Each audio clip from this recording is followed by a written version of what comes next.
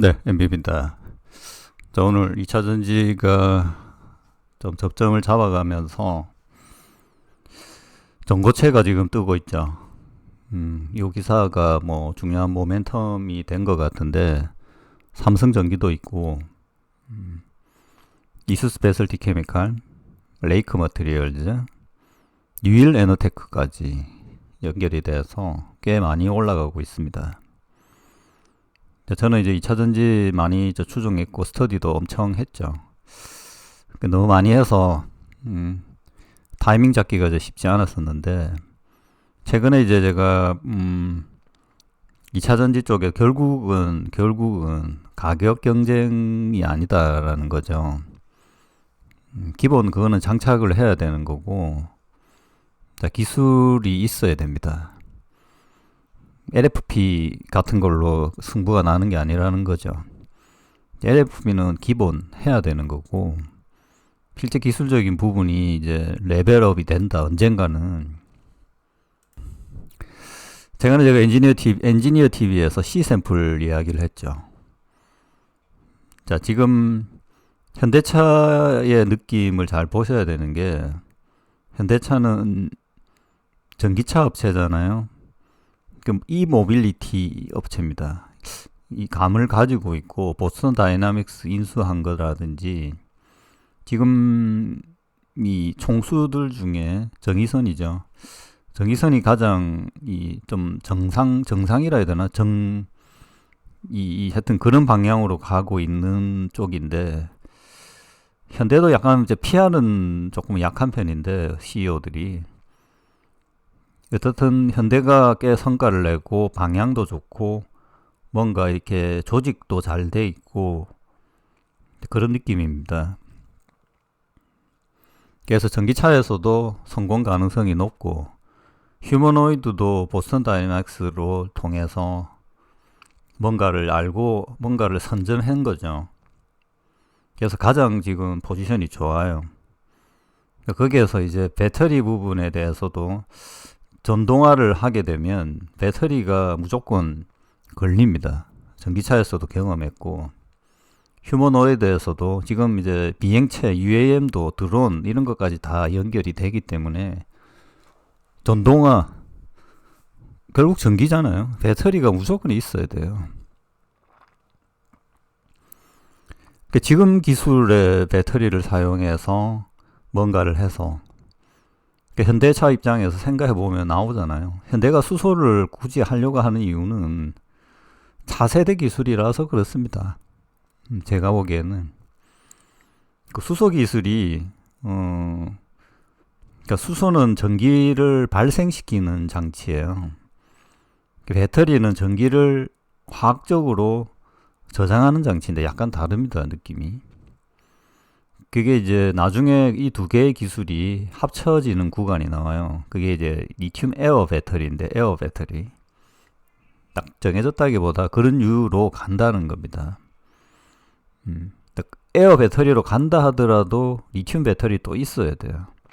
그래서 고밀도, 저장과 발생과 이런 부분이 다 이 관계가 있기 때문에 결국 전고체 배터리를 해야 된다는 거죠. 이걸 안 하면 결국 이 전동화에서 밀린다는 겁니다. 제조적인 입장, 현대 제조 측 입장에서 테슬라는 전고체를 안 해도 돼요. 테슬라는 이 기술을 완벽하게 리딩하는 애들이 아니에요. 그럴 필요도 없어요. 상용화가 줍니다. 상용화가 되는 기술까지만 빨리 하는 겁니다. 빨리 모아서. 그게 사실은 옛날에 한국이 하던 거죠. 패스트 팔로우. 사실 이게 이 사람들이 잘 모르는 부분이, 테슬라의 제조는 패스트 팔로우, 그 다음에 아젠다를 던지는 거죠. 그 아젠다를 먹히기 하기 위해서 정치권까지 끌어들이는, 그러니까 뭐 엄청 유일무이한 그런 존재죠. 이전에 보면 애플의 스티브 잡스는 정치권까지 연결하지는 못했거든요. 제조도 하지 못했고요. 제조하다가 실패했잖아요. 그래서 하청을 줬잖아요. 복스콘이나 이런 방식을 썼는데, 테슬라는 다 한다라는 거예요. 그래서 이 연구 대상이고, 전고체가 필요하면 전고체를 할 겁니다. 테슬라도. 이제 이 전고체 배터리에 대해서 한국의 이제 배터리 산업이 K 배터리가 살아남을 수 있는 유일한 방법은 결국 기술밖에 없어요. 전고체로 가야 됩니다. 전고체 기술이라는 거를 굳이 전고체라고 딱 한다는 게 4세대 기술이 필요하다는 겁니다. 무조건.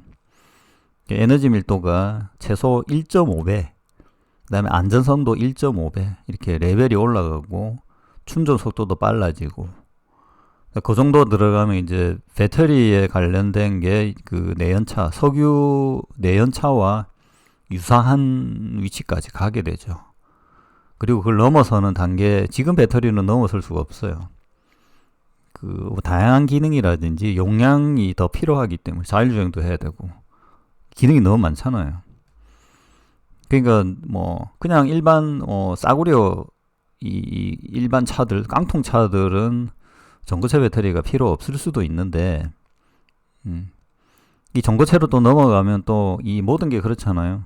다 넘어가면 또 이게 일반화 되기 때문에 하이브리드화 되고,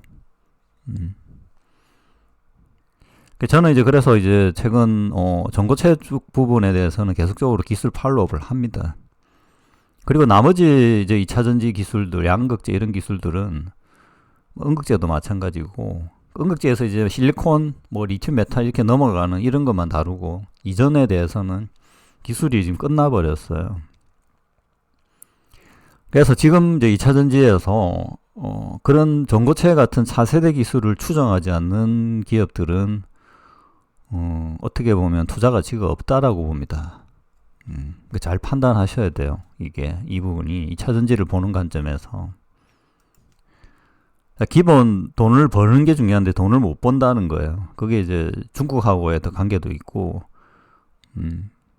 미국에서도 사실 돈 버는 방법은 배터리입니다. 지금 현재 그것도 지금 사라질까 말까. 원래 이제 그것도 2030년쯤에 사라지는 걸로 돼 있거든요.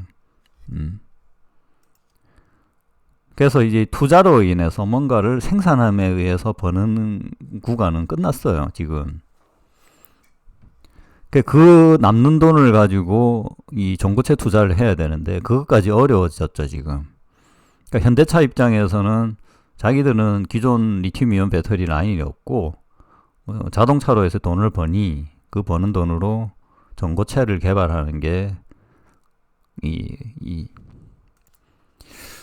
더 유리한, 지금 배터리 기업들 보고 더 유리한 국면을 만들 수 있다는 거죠. 근데 단 이 대량 생산의 경험이 없잖아요. 이 화학 제품이기 때문에 이 자동차 조립하고는 완전히 다릅니다. 그래서 이 부분에 대해서는 좀 고민이 사실 필요하죠. 필요해서 나중에는 합작할 수도 있고요. 아니면 멈출 수도는 있습니다. 멈출 수도 있고. 근데 기존 배터리 4680을 원통형을 생산한다. 이거 의미가 없다는 거예요. 그러니까 현대 이제 지금 이제 포지션 이런 거는 전고체는 내가 꼭 해보겠다. 좋다라는 겁니다. 그리고 지금 이 전고체도 이 현대만 하는 게 아니고 이런 생각을 가진 기업들이 엄청 많습니다.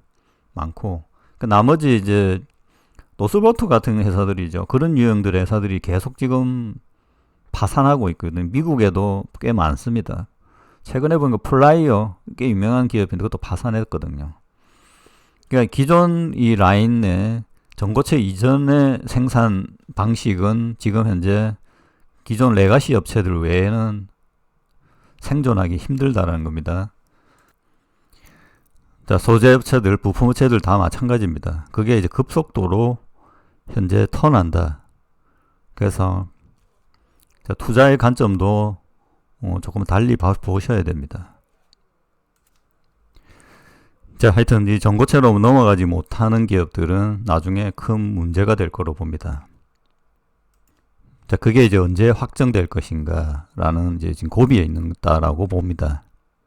그리고 신생 기업들이 생기죠. 기업들이 바뀌는 거죠. 전고체 전문 기업들이 계속 나온다는 겁니다. 지금 있는 기업만 있는 게 아니고요. 새로운 기업들이 나오고, 제가 최근에 로봇 관련돼서 강의도 하고 많은 그 이야기를 하는데요. 그런 상황이 되면 로봇도 지금 보면 엄청 고평가로 보이죠. 2차 전지도 옛날에 그랬었거든요. 자, 하여튼 이 전고체에 대해서 좀 더 달리 어떤 시각을 가지고 다른 안 된다라는 시각을 가지고 있으면 조금 바꾸는 게 좋지 않겠나. 자, 의견을 드립니다. 참고하시기 바랍니다.